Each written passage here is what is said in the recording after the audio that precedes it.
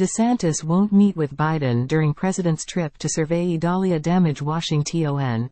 AP, Republican Florida Governor Ron DeSantis' office said Friday that he's not going to meet with President Joe Biden when the Democrat flies to Florida this weekend to survey damage from Hurricane Idalia, suggesting that doing so could hinder disaster response in these rural communities, and so soon after impact, the security preparations alone that would go into setting up such a meeting would shut down ongoing recovery efforts, DeSantis spokesman Jeremy Redfern said in a statement.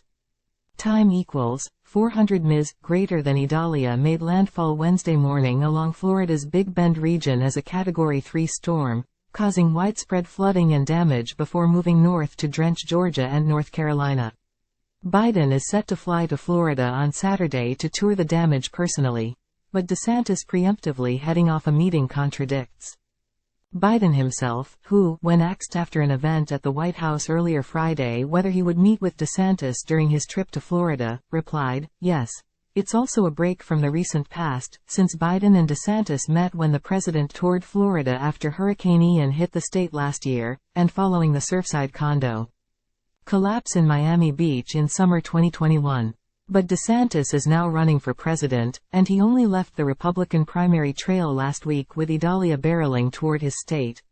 The politics of putting aside rivalries following natural disasters can be tricky." Another 2024 presidential candidate, former Republican New Jersey Governor Chris Christie, was widely criticized in GOP circles for embracing then-President Barack Obama during a tour of damage 2012's Hurricane Sandy did to his state. Christie was even asked about the incident last month, during the first Republican presidential debate in Milwaukee. Both Biden and DeSantis at first suggested that helping storm victims would outweigh politics. But DeSantis' sentiments began to shift as the week wore on. "There's a time and a place to have political season," the governor said before Idalia made landfall. "But then there's a time and a place to say that this is something that's life-threatening, this is something that could potentially cost somebody their life, it could cost them their livelihood."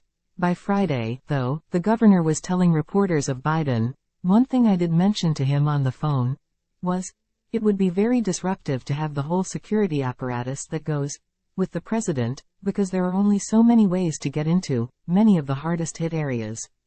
Time equals 400 ms greater than that eventually prompted the statement saying DeSantis would shun a meeting.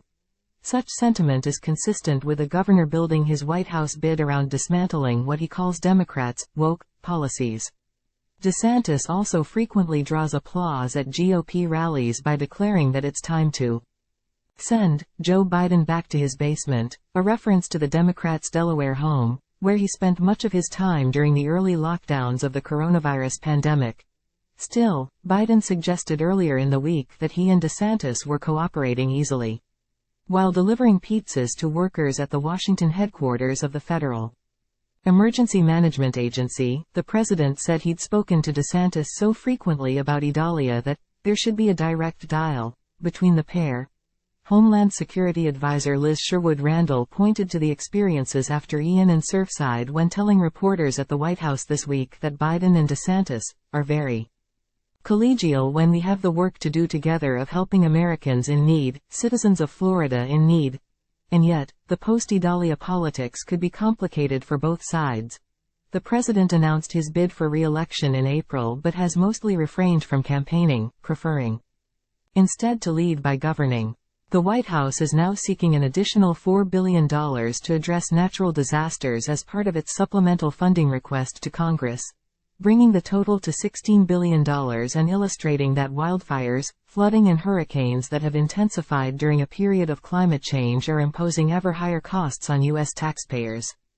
Time equals 400 ms greater than DeSantis, meanwhile, is facing questions about whether his campaign can survive for the long haul, even as he helps Florida navigate not just Idalia's damage, but also a shooting the previous week in which a white gunman killed 3 black people at a convenience store in Jacksonville in a racist hate crime.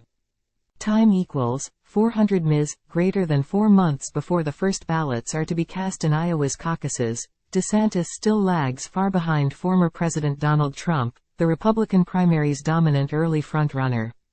And he has cycled through repeated campaign leadership shakeups and reboots of his image in an attempt to refocus his message. The super PAC supporting DeSantis' candidacy has halted its door-knocking operations in Nevada, which votes third on the Republican presidential primary calendar, and several states holding Super Tuesday primaries in March, a further sign of trouble. Associated Press writer Brendan Farrington in Tallahassee, Florida, contributed to this report.